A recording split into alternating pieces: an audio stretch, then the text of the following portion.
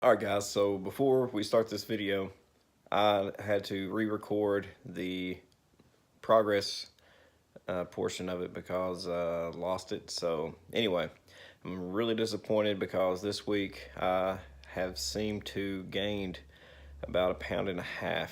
So you can see the images here. Not ideal, but there is a reason for it. One being I didn't weigh myself immediately when I woke up, and two, I've been eating more of like healthier foods, but I've been eating quite a bit because I've been lifting weights really heavily. So I kind of expected to gain a little weight, I guess, but anyway, we'll have to really reel it in to make progress for next week. So let's go on with the video.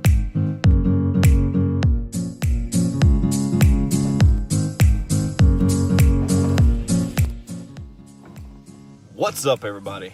Welcome to Be Easy Fitness and Tech, and I'm Josh. Just got to the gym. You can see there behind me.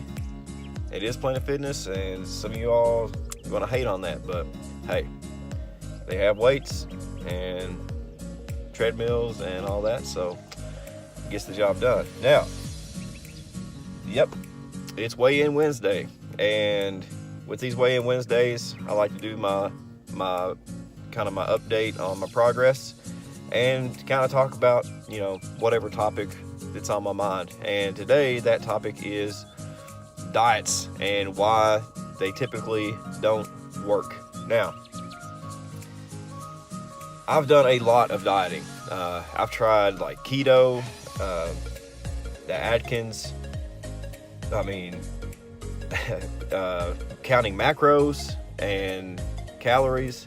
And a big problem with all these diets are the sustainability. So what does that mean? Well, okay, you're overweight and you have grown accustomed to maybe eating the typical American diet. So maybe that includes something like going to fast food on your lunch breaks, or maybe you eat fast food almost all of your meals, or you snack and eat a lot of sweets, and you've been doing this for a long time, right? That's what got you into the position you're in. So a new diet comes along, and they have basically like a salesman trying to pitch this diet to you to get you to buy some kind of plan or guide, product, right? And this guy who's selling this has like a six-pack, and he says that this is the diet that he used to get in that state. Now, it's a great marketing technique, I guess, but chances are that that is not what that guy done, or girl, to get in that shape. Now, they might do whatever they're trying to sell, but I can almost guarantee that they do a lot more than what they're telling you. So let's talk about like keto as an example. It's kind of the new thing going on right now, like it's so popular. But with the keto diet, for a lot of people, I think that it's not sustainable, as with most diets. So I think that a lot of people could do the keto, and it's great. I mean, there are some great benefits from it. I've done it for almost an entire year, and I lost a lot of weight. I felt really good on it, but it wasn't sustainable for me. Now, everyone's different. There are people out there who can sustain that kind of diet, and that's just one example. But I mean, over time, you get really burnt out on eating almost the same thing all the time. So what happens?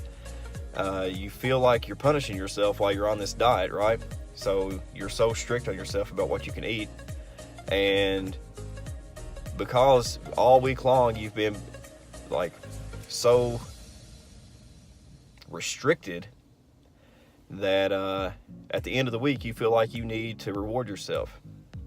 So what you do is you go out to eat, and you're like, I haven't had lasagna in a month doing this keto, and I've been doing good, I've lost weight, I'm just gonna have the lasagna, right? So you have the lasagna, and then it kind of just goes downhill from there. It's like, that lasagna was really good. I've had the cheat day, so or cheat meal, and then you're like, well, maybe I'll make it a cheat day instead of just having one meal. I really enjoyed that lasagna. Let's go out for some ice cream.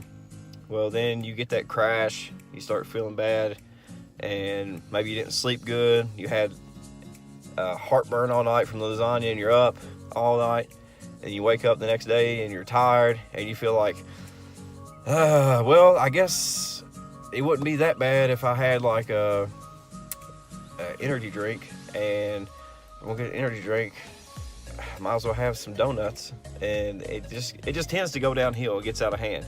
So what happens is, you've been restricting yourself for so long, then you slip up once and it gets out of control so rapidly that the next thing you know, you're telling yourself day after day that you'll start again tomorrow, and it's 6 months later and you've gained all the weight that you lost.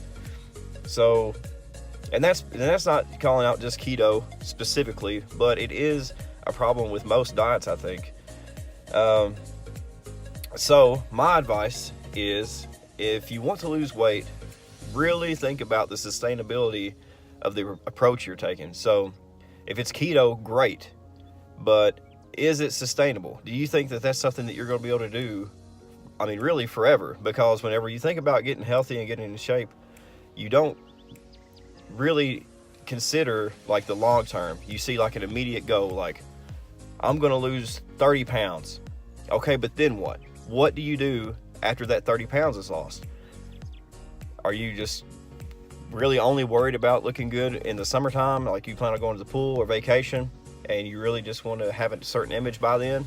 Well, that's fine. If that's what you want to do, that is completely fine. And if you want to gain all the weight back after the summer season, then hey, do it. But I think a lot of people only see that kind of initial goal, and they don't think about what's after that.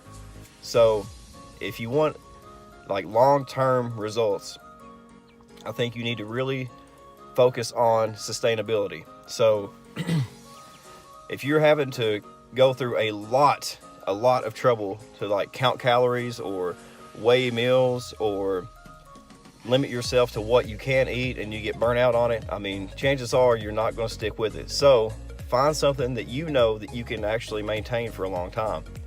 And I would say that, you know, if you want to try different diets, like maybe you do keto for 6 months, and you're like, okay, I'm going to do keto for 6 months, and then I'm going to go maybe on a calorie restriction diet for so long. But I think it's important that you really factor in the long-term results. So keep that in mind. If anybody's thinking about starting a diet, my experience is that most diets actually do work. If you just change the way you eat, that got you into the position you're in, if you're overweight, and you start like trying to eat better, you're going to be in a calorie deficiency, and long term you're going to lose weight. But it's just a matter of sustaining it. So I wouldn't get too bent out of shape over one specific diet. I think that you could probably see great results with almost any diet if you just change the way you're eating that got you into the out of shape position you might be in. So just keep that in mind. Everybody's different. I get that. Everybody has different needs. So go ahead and subscribe to this channel if you like what you see, and give me some comments.